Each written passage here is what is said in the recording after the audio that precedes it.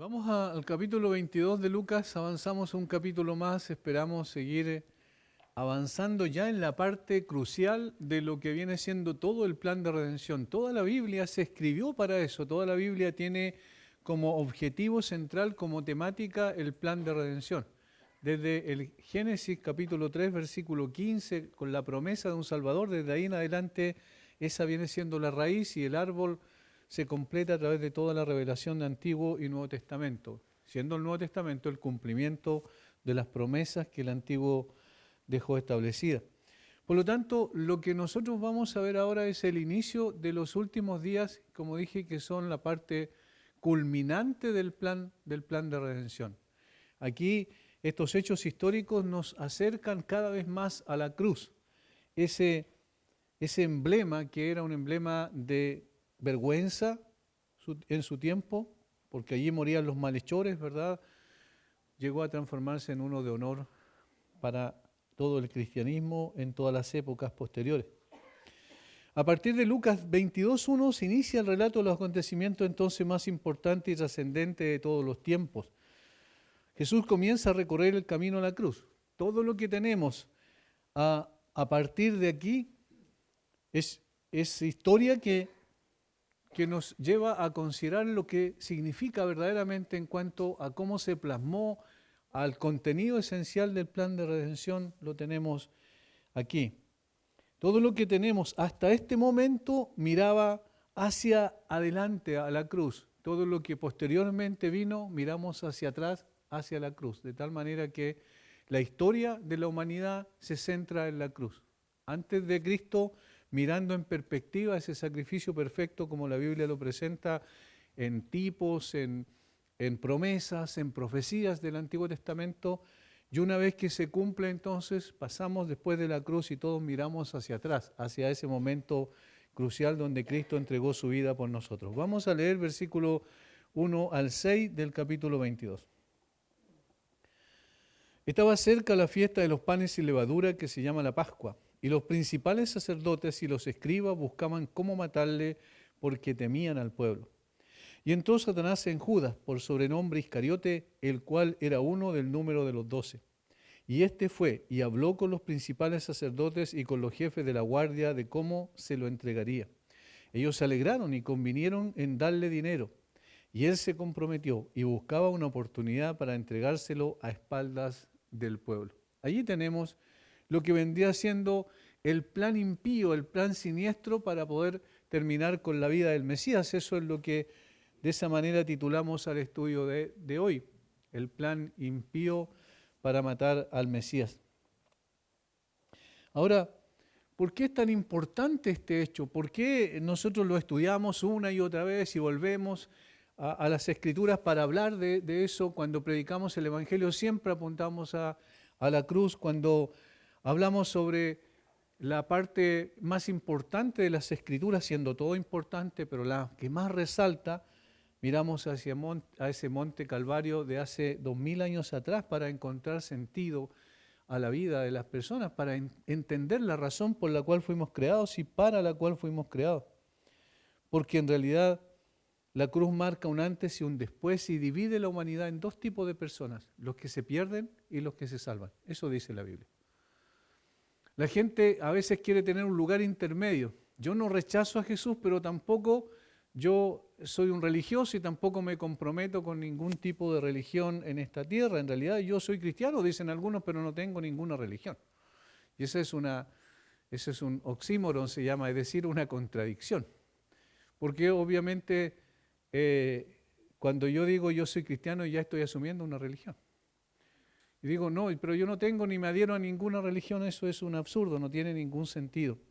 De tal manera que lo que la cruz hace es dividir a la gente en dos tipos de personas simplemente, y esta división no tiene que ver con quiénes son en cuanto a estirpe, familia, ni en lo económico, ni en lo social, ni en lo intelectual, ni ninguna de estas cosas en las cuales nosotros hacemos división, o de raza, sino que tiene que ver con la forma en que reaccionamos frente a la cruz.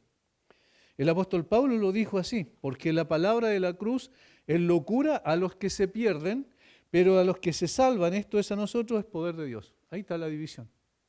Los que se pierden, los que se salvan. ¿Quiénes son los que se pierden? Los que rechazan la cruz. ¿Quiénes son los que se salvan? Los que se someten y creen en lo que Cristo hizo en la cruz. Eso lo dice en 1 Corintios 1:18. En términos históricos está llegando entonces el momento cúlmine del plan de Dios, la entrega de su propio Hijo para dar salvación a quienes solo merecíamos la condenación eterna. Pocas veces pensamos en este hecho. El Señor Jesucristo vino a morir por rebeldes, no por buenas personas. El Señor Jesucristo no vino a morir por personas que con nuestras obras, cualidades y capacidades nos podíamos ganar el cielo, eso era imposible. Vino a morir por aquellos que levantábamos el puño contra el cielo y no queríamos nada con Él. De tal forma que lo que el Señor hizo, lo hizo por personas que merecíamos la condenación, no obstante Él vino a darnos salvación. Eso se llama gracia. Lo que se inició poco después de la promesa de un Salvador, como dije Génesis 3:15, continuó con la aceptación del sacrificio del Cordero ofrecido por Abel, en Génesis 4:4. En el sacrificio sustitutorio del carnero por parte de Abraham para salvar la vida de su hijo, en Génesis 22:13, ¿recuerdan? Cuando Abraham iba a sacrificar a su hijo y el Señor le dice, no, a través de un ángel, detente, y miró hacia atrás y había un carnero trabado en un zarzal por los cuernos, le dice que tome a ese carnero y lo sacrifique en lugar de su hijo. De ahí hablamos de sustitución, eso significa precisamente la doctrina de la sustitución. Un animal que no tenía nada que ver, inocente en consecuencia, porque moralmente los animales no tienen moral, él muere en el lugar de el que debía morir. En este caso estaba prefigurado, ¿cierto?, por su hijo Isaac.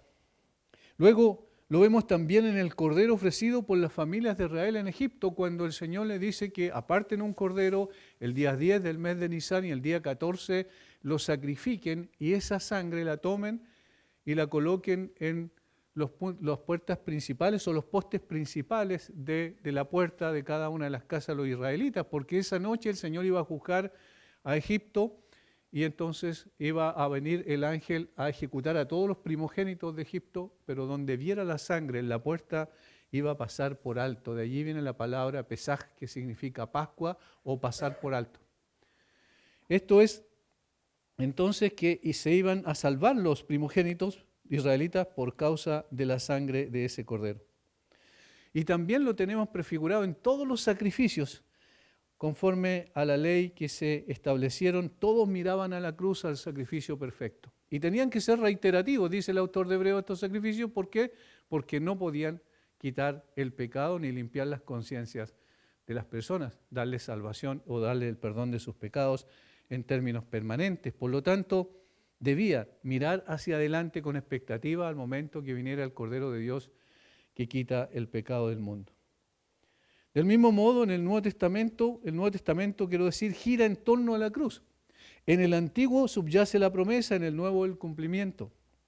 Lucas registra las constantes alusiones que hizo Jesús sobre la inminencia de su muerte en una cruz en Jerusalén. En capítulo 9, versículo 22, esto ya lo vimos en entregas anteriores, Jesús expresó, es necesario que el Hijo del Hombre padezca muchas cosas y sea desechado por los ancianos, por los principales sacerdotes y por los escribas, y que sea muerto y resucite al tercer día.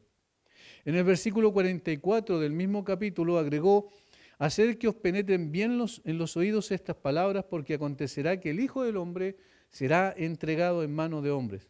Más adelante, tomando Jesús a los 12, les dijo, he aquí subimos a Jerusalén y se cumplirán todas las cosas escritas por los profetas acerca del Hijo del Hombre, pues será entregado a los gentiles y será escarnecido y afrentado y escupido, y después que le hayan azotado le matarán, mas al tercer día resucitará. Capítulo 18, versículo 31 al 33 del mismo Evangelio. Dos cosas estaban ocurriendo al mismo tiempo para suscitar los hechos de la cruz. Y aquí es donde empezamos a ver en una perspectiva correcta, y siempre hacemos eso, tratamos de darle una mirada general para poder posteriormente introducirnos en particular en el texto bíblico y así no desviarnos de la interpretación correcta. Dos cosas estaban ocurriendo aquí en estos versículos, del versículo 1 al 6 del capítulo 22 de Lucas. Al mismo tiempo estaban ocurriendo estos hechos. Y vamos a ver aquellos dos cosas que estaban ocurriendo. Lo primero es invisible para la gente, pues ocurre, por decirlo de alguna manera, usando un término de teatro, tras bambalinas. Es decir, nadie podía observar eso, pero había una mano invisible que estaba moviendo los acontecimientos, colocando todas las cosas en su lugar para poder cumplir lo que había determinado antes de la fundación del mundo, que era entregar a su Hijo, y ahí estamos hablando de quién estaba moviendo todas las cosas, Dios el Padre, para entregar a su Hijo. Isaías lo expresó así: con todo eso Jehová quiso quebrantarlo, sujetándole a padecimiento. Notemos lo que dice: Jehová quiso quebrantarlo. Es decir, Dios tomó la determinación de poner a su Hijo bajo el sufrimiento extremo para que pagara la deuda que nosotros debíamos pagar conforme a su plan y a su propósito que Él había establecido. Jehová quiso quebrantarlo, sujetándole a padecimiento. Entonces, cuando hablamos de la cruz, hablamos de que el Señor, el Padre, estableció esto en su plan perfecto. Tenía que ser así, porque de lo contrario los pecados estarían todavía sobre las personas y nosotros no tendríamos ninguna esperanza, ni ninguna persona en el mundo. Y los que partieron hubiesen partido también a la condenación. Los que partieron en Cristo, en cambio, parten a la gloria con el Señor, como dice la Biblia. Pero esto es producto del plan perfecto de Dios. Y fue el mismo Dios, dice Isaías 53:6, quien cargó en Él, en Cristo, el pecado de todos nosotros. Cargó en Él el pecado de todos nosotros. Y sería el mismo Dios quien soberanamente determinara también el tiempo de la muerte de su Hijo. Y esto es interesante. Como dije, esto nadie lo estaba viendo, porque lo que se veían eran los hechos que son, valga la redundancia, visibles, palpables, los que estaban frente a los ojos de las personas. Eso es lo que relata Lucas aquí. Pero detrás de la escena estaba la mano invisible de Dios moviendo las cosas. Y esto es interesante. Determinó no solo que su Hijo debía morir en la cruz, sino que determinó el tiempo preciso en el que debía hacerlo. En este sentido, Juan usa reiteradamente una indicación de tiempo muy interesante, y lo vamos a ir viendo versículo a versículo, porque aquí nos damos cuenta de cómo Dios movía todas las cosas y cómo Dios tiene el control soberano sobre las cosas grandes, es decir, lo macro, y también lo micro, es decir, lo más simple, lo más pequeño, que parece insignificante. Vamos a ver varios textos de Juan. Juan capítulo 7, versículo 30, por ejemplo. Juan capítulo 7, versículo 30. Hay una frase que se repite y ustedes la van a descubrir inmediatamente. Dice: entonces procuraban prenderle, pero ninguno le echó mano porque aún no había llegado su hora. ¿Qué hora? La hora que el Padre había determinado que tenía que morir. Aún no había llegado su hora. Eso en Juan 7:30. Posteriormente, un poco más adelante, en Juan 8:20, dice: estas palabras habló Jesús en el lugar de las ofrendas, enseñando en el templo, y nadie le prendió, porque aún no había llegado su hora. La misma frase. Y cuando el tiempo determinado por Dios estaba llegando, Jesús dijo: ha llegado la hora para que el Hijo del Hombre sea glorificado. Juan 12, versículo 23. Primero dijo, aún no había llegado su hora, por eso no lo prendieron, aún no había llegado su hora, y luego dice, la hora ha llegado en Juan 12, versículo 23. Ha llegado la hora para que el Hijo del Hombre sea glorificado. Poquito más adelante, en el versículo 27 del mismo capítulo 12, Juan dice, ahora está turbada mi alma, ¿y qué diré? Padre, sálvame de esta hora. Mas para esto he llegado a esta hora. Noten la frase que se repite. La hora. Había una hora particular, había un momento, podríamos decir inclusive en términos de exactitud, había un tiempo, es decir, un día, había una hora literalmente, pero había también un minuto y había un segundo donde el Señor tenía que ser entregado. Esto no era al azar, no fue una circunstancia azarosa, sino que fue una hora precisa que el Padre había dispuesto que tenía que ser entregado su Hijo.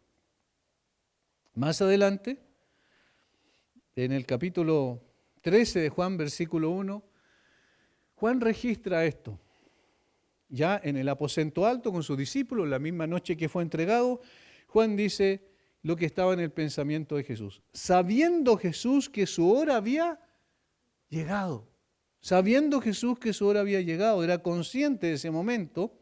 Y en el capítulo 17, versículo 1, en esta famosa oración sumo sacerdotal que hace poquito antes de que fuera entregado esa misma noche, él dice lo siguiente: Padre, la hora ha llegado. ¿Lo notan? Es decir, la reiteración que hace Juan no es por hacerla nada más, no por repetir un concepto, sino que lo que él quiere que quede absolutamente grabado es que Dios tiene el control absoluto de todos los acontecimientos y que esto que ocurrió no tiene que ver con una circunstancia particular, sino que tiene que ver con el hecho de que Dios había establecido que así tenía que ser. Eso, entonces, la primera parte que vemos, que Dios tenía el control absoluto de todas las cosas. En otras palabras, Dios estaba dirigiendo todo hacia el cumplimiento perfecto de su plan redentor, en el cual el hecho de la cruz era crucial. No solo en que debía ocurrir, sino también cuándo y cómo debía acaecer, como recién lo vimos. Es tan así que en su primera predicación en el día de Pentecostés, Pedro declara que la cruz fue debido al determinado consejo y anticipado conocimiento de Dios. Hechos capítulo 2, versículo 24.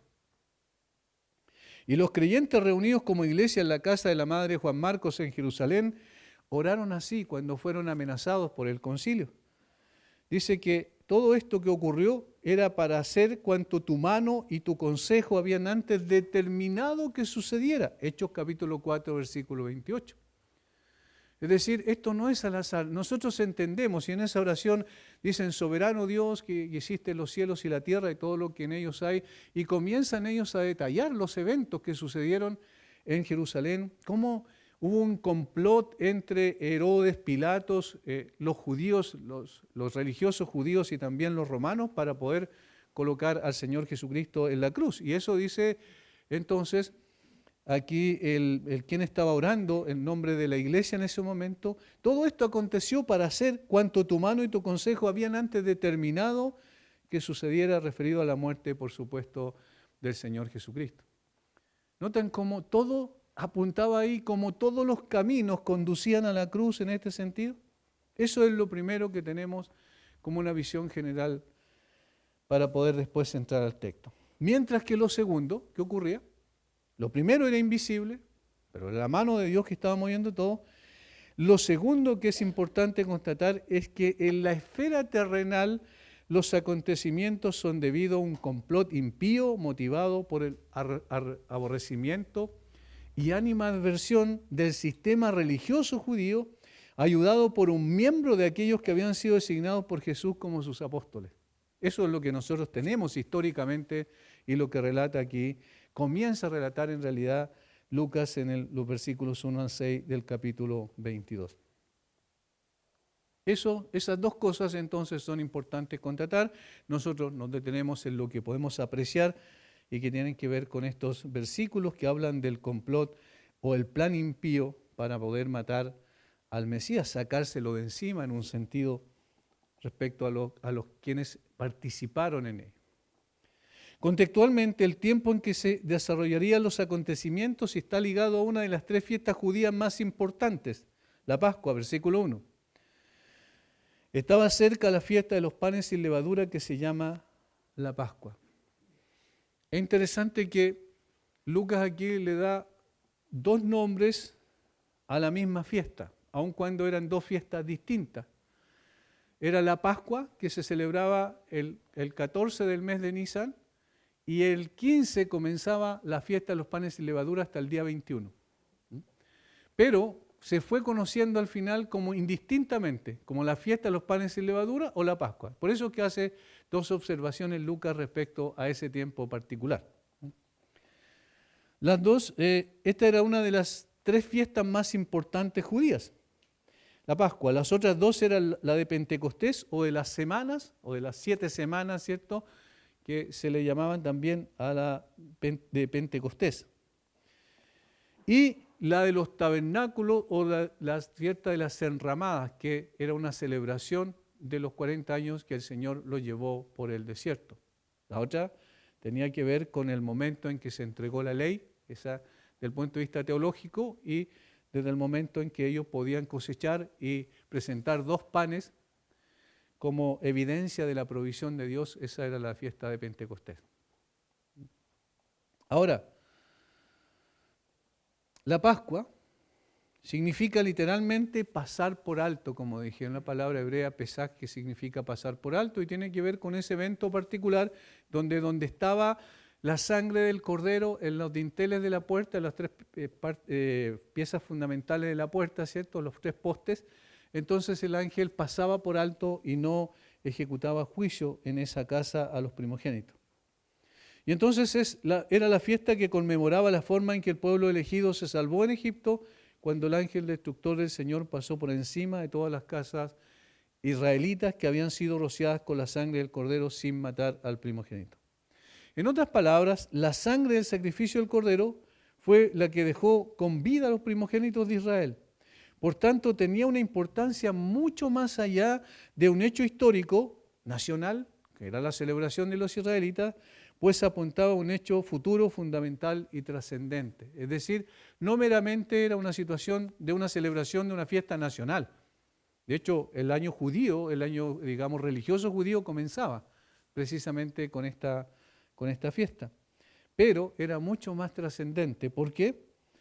Porque apuntaba al Cordero de Dios que iba a quitar el pecado del mundo, es decir, al cumplimiento del sacrificio perfecto, y eso iba a bendecir a todas las personas. Eso es lo que vio y percibió correctamente Juan el Bautista cuando vio venir a Jesús. Dijo: he aquí el Cordero de Dios que quita el pecado del mundo. De modo que el tiempo y la circunstancia en que Jesús debía morir no son casualidad, sino obedecen a un plan perfecto ideado por el Padre. ¿Por qué conectamos este comentario con lo de la Pascua?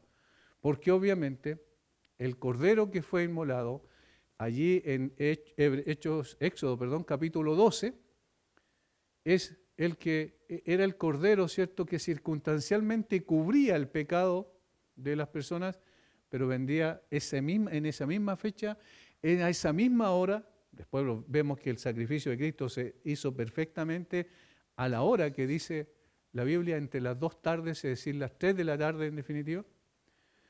Y era el momento preciso que tenía que ocurrir. Y es interesante porque cuando lo vemos incluso en otro contexto más amplio, todo esto que aconteció, aquí los acontecimientos que pasa a detallar Lucas, los judíos, los que eran los del Sanedrín, los religiosos, los que tenían que ver con la autoridad religiosa y civil en Israel, querían por todos los medios evitar que Cristo fuese entregado a la muerte en la Pascua. Porque temían que se produjera una insurrección, porque mucha gente venía a esas fiestas. A la de Pentecostés se dice que llegaban hasta 2 millones de personas a Jerusalén. Y la fiesta de la Pascua no era menos, porque era, de hecho, la fiesta que iniciaba todo el año judío, de tal forma que era muy importante. Por lo tanto, se podía producir fácilmente una rebelión, y eso podía ser aplastado por los romanos y tenía consecuencias políticas, entonces, bien complejas para el pueblo. Entonces los religiosos no quisieron que Jesús muriera en la Pascua, pero el que sí llevó todos los acontecimientos a ese momento, a esa hora específica, fue obviamente Dios, sin que ellos supieran, ni siquiera pudiesen darse por enterados que era así. Ahora veamos los actores de esta escena del plan impío. Vamos a ver las 3 que aparecen aquí y vamos a aprender algunas lecciones importantes de esto también para el día de hoy. Primero están los religiosos. Versículo 2. Y los principales sacerdotes y los escribas buscaban cómo matarle, porque temían al pueblo.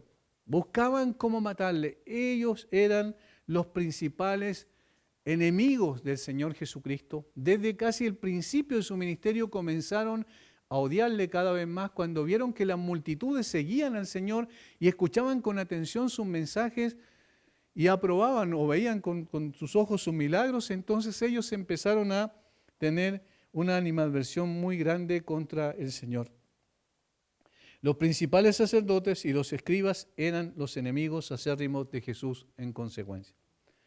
Desde muy temprano en su ministerio lo acechaban para buscar evidencia con el fin de acusarlo formalmente. Llama la atención que sus enemigos sean aquellos que representaban al judaísmo, los religiosos devotos que se jactaban de ser los representantes de Dios ante el pueblo de Israel. ¿Verdad que es extraño? Lo que podríamos esperar que los paganos empedernidos de los pueblos que no pertenecían a Israel vinieran y odiaran a Jesús. Por ejemplo, los romanos. Podían haberlo odiado porque no representaba a su religión. Al contrario, ellos eran abiertos en ese sentido y cada pueblo que conquistaban respetaban la religión de cada pueblo en el cual se encontraban. Pero los judíos, los religiosos judíos, odiaron con todo su corazón al Señor Jesucristo, siendo aquellos que examinaban las Escrituras, en el caso de los escribas, que tenían un conocimiento más profundo de la verdad, al punto que podían decir exactamente dónde iba a nacer el Señor Jesucristo, de qué tribu tenía que venir, y todos los acontecimientos relacionados con el Mesías, ellos podían decirlo porque estudiaban las Escrituras. Sin embargo, ellos fueron los peores enemigos del Señor Jesucristo. Y una cosa interesante, aquí mencionan a dos tipos de personas, los principales sacerdotes y los escribas. Los principales sacerdotes y los escribas tenían diferencias doctrinales irreconciliables. Es decir, como lo hemos visto en estudios anteriores, ellos no podían convivir en un solo concepto respecto de Dios porque tenían conceptos distintos de la vida futura. Los saduceos, que eran los principales sacerdotes, la mayoría de los principales sacerdotes eran de los saduceos, no creían en una vida futura, no creían en la resurrección de entre los muertos, no creían tampoco en los ángeles, ni en la vida espiritual propiamente tal, de tal forma que en términos doctrinales eran los liberales de ese tiempo. En cambio, los fariseos, a los cuales pertenecía la mayoría de los escribas, ellos tenían todo esto correctamente establecido porque estudiaban las Escrituras y sabían que sí había una vida después de la muerte. Ellos sabían que sí había resurrección, que sí existían los ángeles y la vida espiritual como tal, de tal manera que eran irreconciliables en cuanto a sus doctrinas. Sin embargo, ¿qué es lo que llama la atención? Que estaban de acuerdo en su odio al Señor Jesucristo. Eso es lo que uno ve desde el punto de vista humano, cómo se unieron los que eran como el agua con el aceite y sin embargo se unen para cumplir el propósito de colocar a Cristo en la cruz. En general, el sumo sacerdote Caifás, los principales sacerdotes y los saduceos en general no odiaban a Jesús por razones religiosas. Eso es importante puntualizarlo. No odiaban a Jesús porque no les gustaba su doctrina o su forma de enseñar. No, ellos lo odiaban por otras razones. Vamos a ver qué razones. Juan 11, 47 al 50. Juan 11, 47 al 50. Noten cómo aquí aparecen claramente las razones por las cuales odiaban al Señor, al menos la primera razón. Y dijeron, ¿qué haremos respecto de Jesús? Porque este hombre hace muchas señales. Si le dejamos así, todos creerán en él y vendrán los romanos y destruirán nuestro lugar santo y nuestra nación. Entonces Caifás, uno de ellos, sumo sacerdote aquel año, les dijo, vosotros no sabéis nada, ni pensáis que nos conviene que un hombre muera por el pueblo y no que toda la nación perezca. ¿Cuál era la razón por la cual ellos querían deshacerse de Jesús? Ahí está bastante claro, era una razón política. Era una razón política. No, van a venir los romanos, se va a producir una insurrección, van a venir los romanos y van a destruir nuestra nación. Pero más que la destrucción de la nación, lo que ellos tenían en mente, que iban a quitarlo de sus privilegios. Porque ¿quiénes colocaban a los sumos sacerdotes normalmente en sus cargos? Los romanos. Tenían que ser personas que estuvieran afines con el gobierno romano. De tal forma que ellos estaban en un puesto donde tenían bastantes beneficios y ellos no querían perder esos beneficios y dijeron, no, bueno, si la gente cree en él, se va a producir una insurrección, van a venir los romanos y van a destruir nuestra, en otras palabras no lo dicen así, pero nuestra fuente de comodidad y de ingreso. De esto se desprende que el temor de estos hombres que le llevaba a confabular contra Jesús no tenía que ver con lo que él enseñaba, doctrina, sino con el peligro que ellos veían de que la popularidad de Jesús produjera un levantamiento por parte de gente que sería aplastado por la autoridad romana y que de paso podría terminar con sus privilegios y podría destruir un lugar que era fuente de muchos ingresos. ¿Cuál era? El templo. ¿Recuerdan?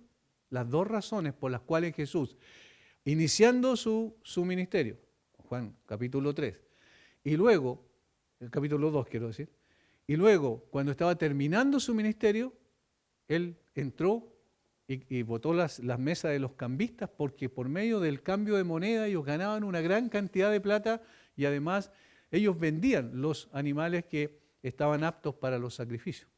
Por lo tanto, el templo era para ellos, como por decirlo así, su oficina, donde ellos ganaban mucho dinero. Por lo tanto, aquí hay una segunda razón, una razón política y una razón económica.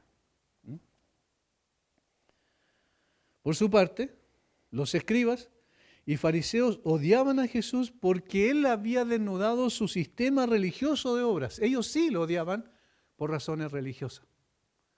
Ellos sí lo odiaban con todo su corazón porque el Señor había dejado en evidencia que el sistema religioso que ellos habían creado con una gran cantidad de reglas que habían instituido, más de 633 reglas que ellos instituyeron, pusieron sobre las normas que el Antiguo Testamento decía que debían guardar y además empezaron a desmenuzar cada una de las cosas de la manera en que tenían que ser guardadas. Por ejemplo, el sábado, el Señor Jesucristo a propósito desnudó su falso sistema de obras.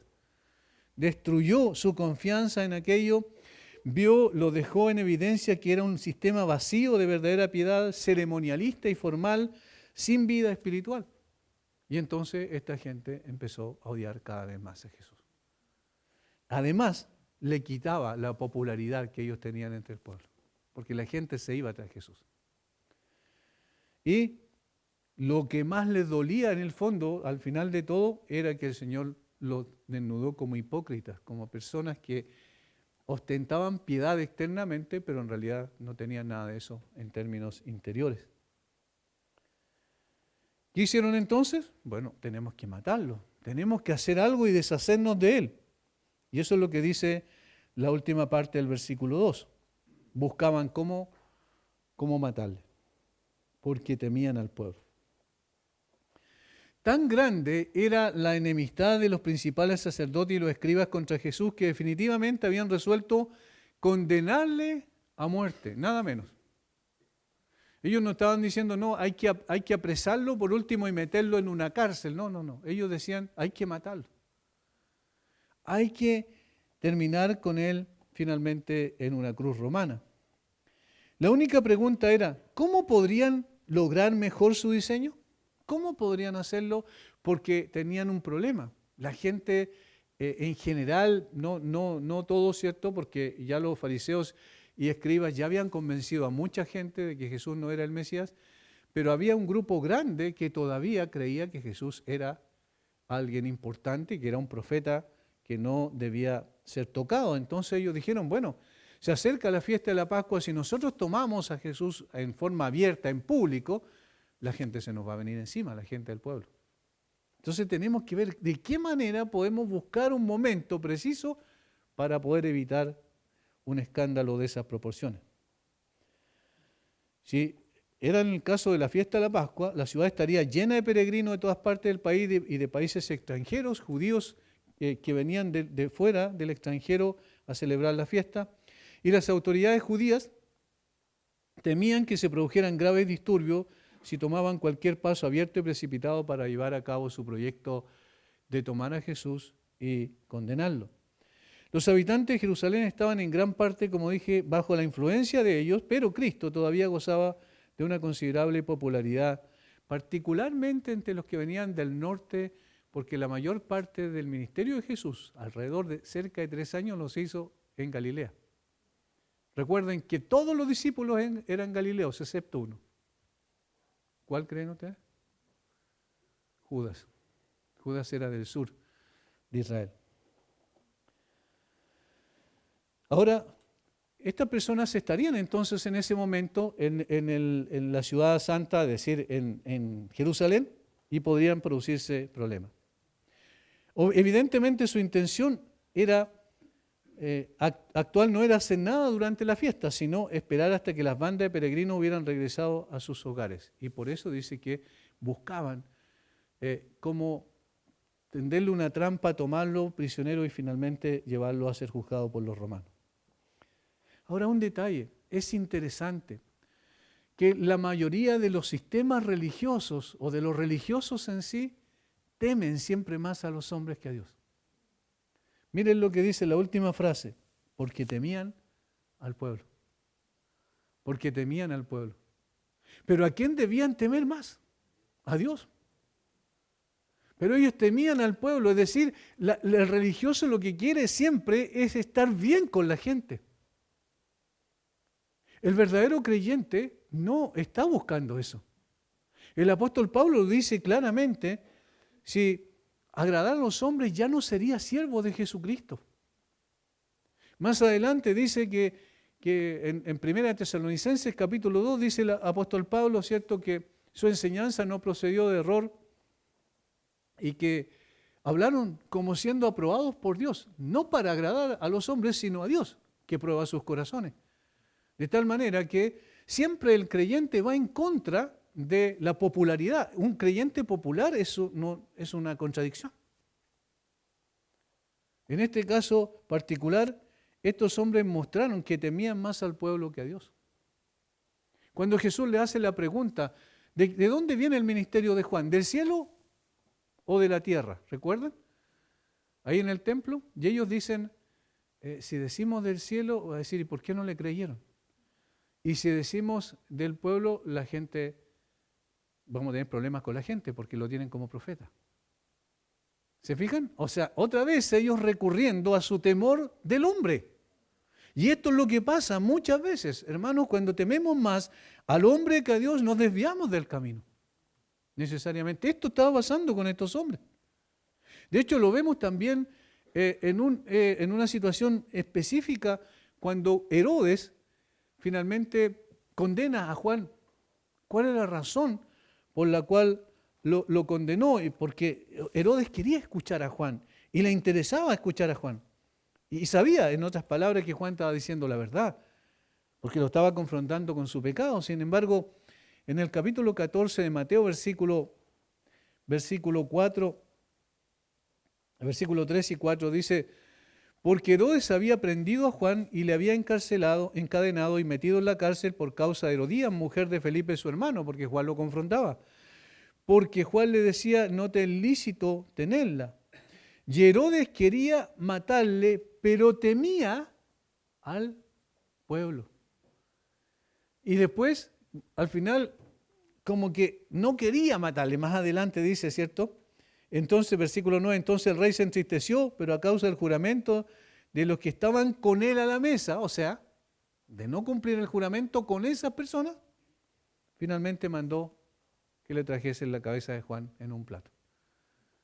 O sea, siempre temiendo al hombre. Cuando se teme al hombre, no se teme a Dios. Cuando se teme a Dios, no hay por qué temerle al hombre. Eso es una de las cosas que nos enseña este texto, pero estos hombres religiosos temían al hombre más que a Dios. Segundo, el segundo personaje que aparece allí, versículo 3, y entró Satanás en Judas por sobrenombre Iscariote, el cual era uno del número de los 12. Dice, y entró Satanás a Judas. En 2 ocasiones se consigna esto. Aquí y posteriormente cuando estaba en el aposento alto del Señor Jesucristo, la noche antes de ser entregado, o la noche que fue entregado en realidad, allí ocurre lo mismo. Dijo el Señor Jesucristo, a quien yo diere el pan mojado, aquel es, respecto a quien lo iba a entregar. Y mojando el pan lo dio a Judas Iscariote, hijo de Simón, y después del bocado, Satanás entró en él. Entonces Jesús le dijo, lo que vas a hacer, hazlo pronto. Juan capítulo 13, versículos 26 y 27. Noten, en esas dos ocasiones dice, y entró Satanás en Judas. Es decir, aquí había un segundo personaje que los demás tampoco percibieron ni veían en las esferas, ¿cierto?, invisibles. Satanás estaba moviendo los hilos también para que el Señor Jesucristo fuera ejecutado, fuera puesto en una cruz. Ahora, aquí es necesario hacer una aclaración. No es necesario suponer que Satanás ingresó personalmente en el cuerpo de Judas, sino solo que le puso bajo su influencia. Porque, miren, si Judas hubiese sido poseído por Satanás, no tendría control sobre su personalidad y no podría entonces ser culpable por lo que hizo. Aquí simplemente Satanás usó la naturaleza normal de Judas, de un hombre pecador. Pero Judas fue el que decidió finalmente entregar al Señor, lo vamos a ver después. Llenó su mente entonces Satanás con una pasión maligna y lo llevó a traicionar a su maestro. La pasión particular de la que Satanás hizo uso fue algo natural en Judas. ¿Cuál era? Su avaricia.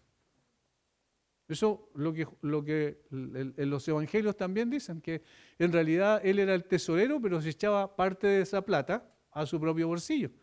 Es decir, era un hombre ambicioso, codicioso, y siempre el dinero lo atraía mucho. De tal manera que lo que usó Satanás era algo natural que había en el corazón, simplemente de Judas. Para mostrar su exceso de maldad y bajeza, solo era necesario decir que cuando produjo su efecto apropiado, en este caso, condujo a la traición y crucifixión del Hijo de Dios. Y es interesante porque lo que le dieron a Judas no fue una gran cantidad de dinero, fue muy poco dinero. Pero era la ambición solamente por ese hecho. Es como una especie, vamos a decir, una comparación un poco extrema, como el drogadicto, ¿cierto? Que está acostumbrado, habituado a la droga y busca, y aunque sea de mala calidad, no le importa, lo único que quiere es conseguirlo. En este caso, la ambición, la codicia en el corazón de este hombre era solo dinero y no importaba la cantidad, él quería conseguirlo. De tal manera que esos pensamientos que llegaron a su mente fueron inducidos por Satanás, pero él fue responsable, porque el que le da la entrada es el responsable. También podemos aprender que cuando Satanás tienta a la gente, comúnmente lo hace excitando y elevando al máximo sus pasiones naturales. Él no los hace actuar en contra de su naturaleza, sino que los lleva a actuar según su disposición natural. Simplemente. Y por eso toda persona es responsable. Y por eso es absurdo esa teología que se declara por ahí que en realidad esta persona cometió adulterio porque tiene un espíritu de adulterio. Y al final la persona no es responsable. Esta persona tiene un espíritu de robo y por eso roba. Eso no tiene sentido. Evidentemente que el Dios de este siglo, como lo presenta la Biblia, el príncipe de la potestad del aire, como lo dice Pablo en Efesios, es astuto para poder usar esa naturaleza y para poder desviar a las personas hacia el pecado.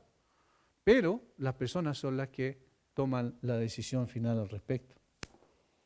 Esto está detrás de la escena entonces. Los enemigos de Dios se coluden para matar al Hijo de Dios. Los líderes religiosos inescrupulosos y uno de los que pertenecía al grupo de los apóstoles de Jesús, todos, sin duda, instigados desde el mundo invisible por el enemigo número uno de Dios, que es Satanás. Aquí entonces son tres los enemigos que vemos. Los judíos religiosos, Satanás y Judas. Y vamos entonces a ver a este tercer personaje. Y entonces Satanás en Judas, por sobrenombre Iscariote, el cual era uno del número de los 12. Yo quiero quedarme con esa frase, el cual era uno de los del número de los 12. ¿Quién escogió a estas personas? Jesús. Los escogió soberanamente. los escogió para un propósito especial, que fueran las columnas de la iglesia que posteriormente iba a desarrollarse por todo el mundo y va a expandir el mensaje del Evangelio para salvación de muchos, de los cuales nosotros somos parte de ellos. Por lo tanto, alguien puede decir, bueno, pero si Jesús, ¿por qué lo escogió si sabía que lo iba a entregar? ¿Por qué Judas lo traicionó? Porque obviamente todo, recuerden lo que vimos al principio, tenía que ver con los acontecimientos incluso más pequeños y los más grandes, y los acontecimientos que rodeaban la cruz tenían que ver con la dirección de Dios para cumplir su propósito y su plan perfecto. Este es el tercer personaje en el complot para matar a Jesús, y es quien estuvo directa y voluntariamente involucrado en su entrega desde la perspectiva humana. La frase, el cual era uno del número de los 12, es una frase terrible. ¿Por qué? Porque describe a un hombre que fue cercano a Jesús, que lo siguió por espacio de 3 años, que comió con él, que escuchó cada uno de sus sermones, que fue testigo presencial de milagros que solo el Hijo de Dios podía hacer, que escuchó de parte de Pedro que Jesús era el Cristo, el Hijo del Dios viviente, que con toda seguridad participó en algunos de los milagros que realizaron los apóstoles. Es decir, era una persona que vio muy de cerca, que palpó lo que significaba el Hijo de Dios entre los hombres. Era una persona que tuvo al mejor maestro que alguien puede tener en toda su vida, en toda su existencia. No ha existido ninguno como Jesús.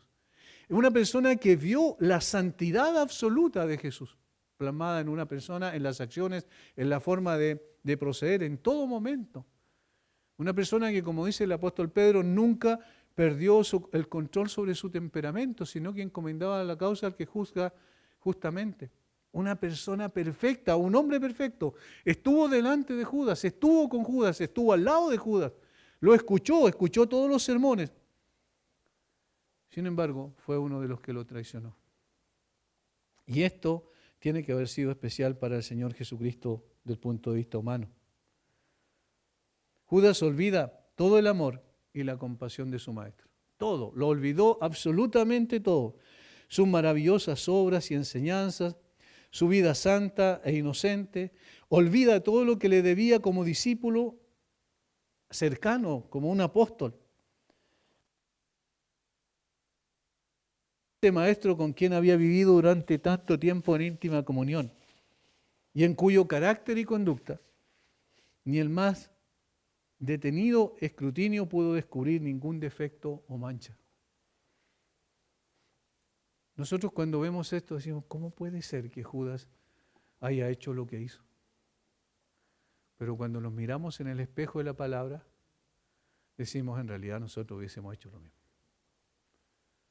Quisiéramos decir que no, porque obviamente siempre tenemos un más alto concepto de nosotros mismos que el que debemos tener. Pero la verdad es que la condición pecaminosa del hombre lleva a los seres humanos por ese camino. Un camino que intenta destruir, o aquí en el caso de Judas, lo coloca finalmente a Jesús, lo entrega para ser crucificado a la persona más buena que él había visto jamás. Esto es algo muy fuerte.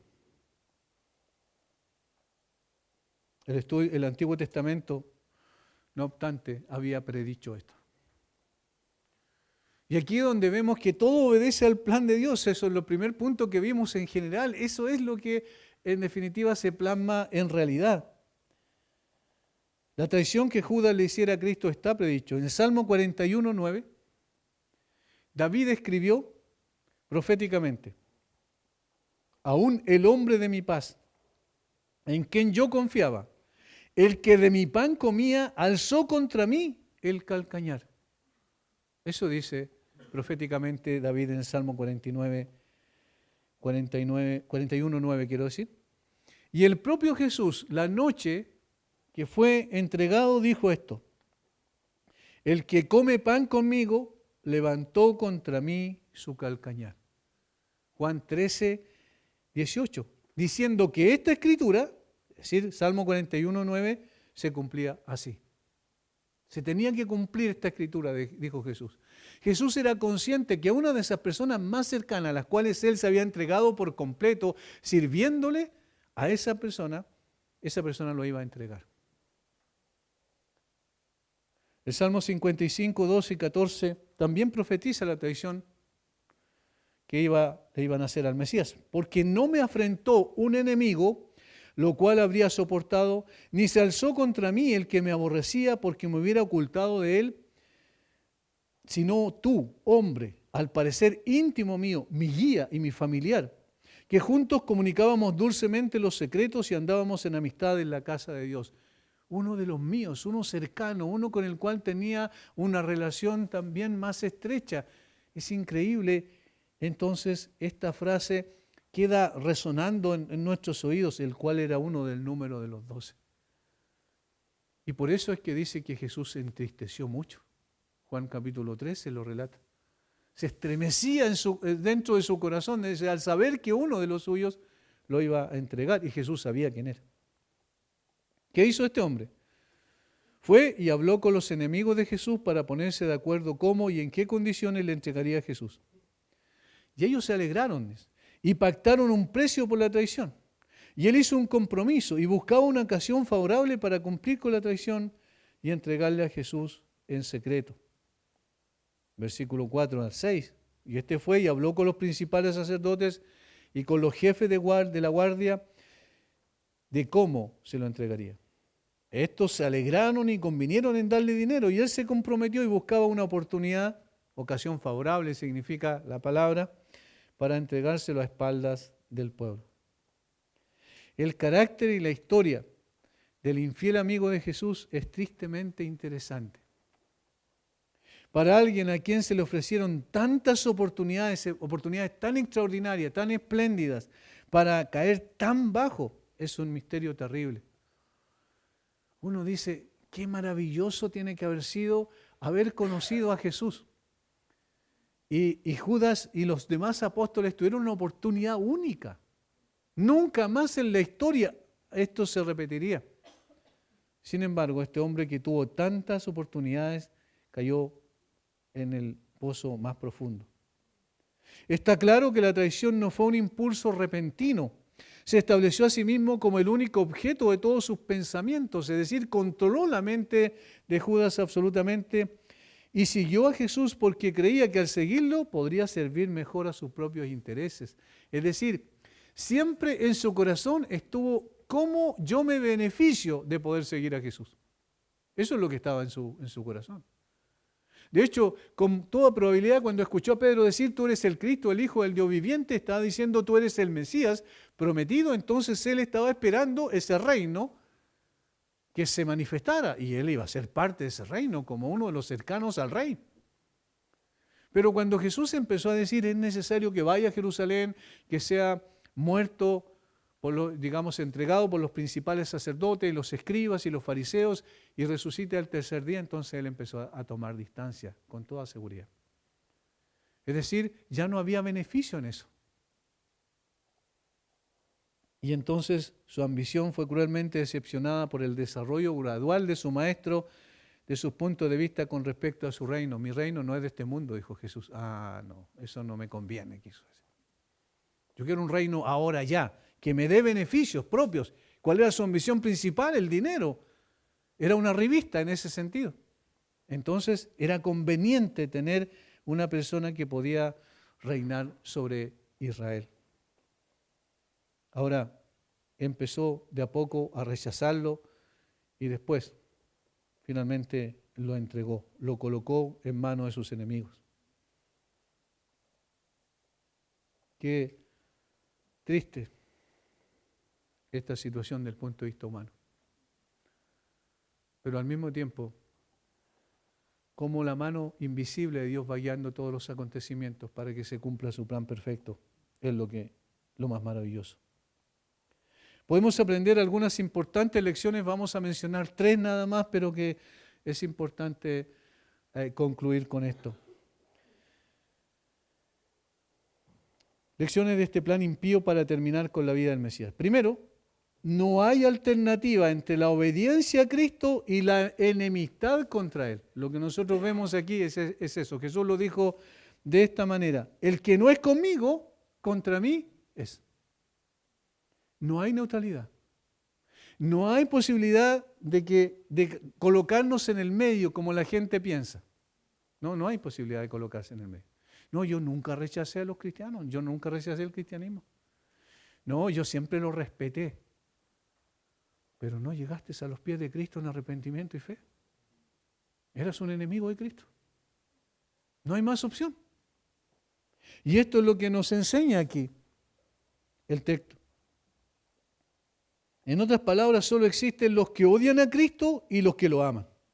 Los sacerdotes y escribas no podían aceptar que Jesús fuera seguido por la multitud y aceptado como el Mesías prometido. De allí que lo aborrecieron hasta el punto de planificar su muerte.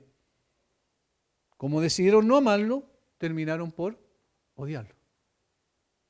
Eso es lo que pasó con Jesús. Ellos no tenían por qué odiarlo, pero no lo amaron. Y no amarlo implicaba finalmente deslizarse hacia el odio más profundo, al punto que lo colocaron en una cruz. Segundo, cuando se entra en un curso pecaminoso, con el tiempo se torna imposible poner un límite a la caída. Es como cuando alguien resbala en un tobogán. ¿Se puede en un momento dado colocar freno a eso cuando ya tomó velocidad la persona? No. Bueno, el pecado es así.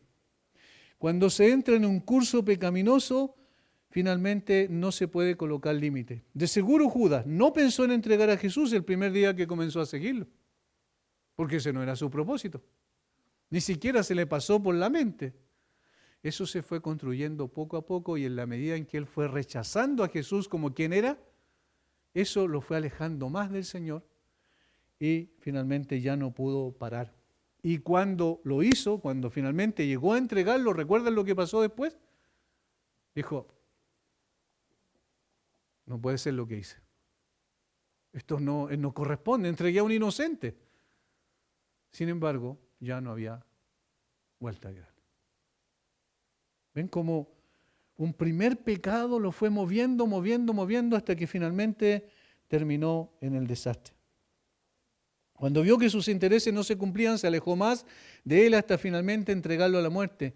Sin ningún estremecimiento, ve el gozo impío en los rostros de los enemigos. Eso dice el versículo 5, ellos se alegraron. Vio que esas personas que eran enemigos de Cristo estaban contentas porque Él lo iba a entregar. Sin embargo, ya en ese momento ya no había un cargo de conciencia, por decirlo así. Se comienza por un pecado, luego se transforma en un hábito y finalmente ya no hay cómo detenerlo.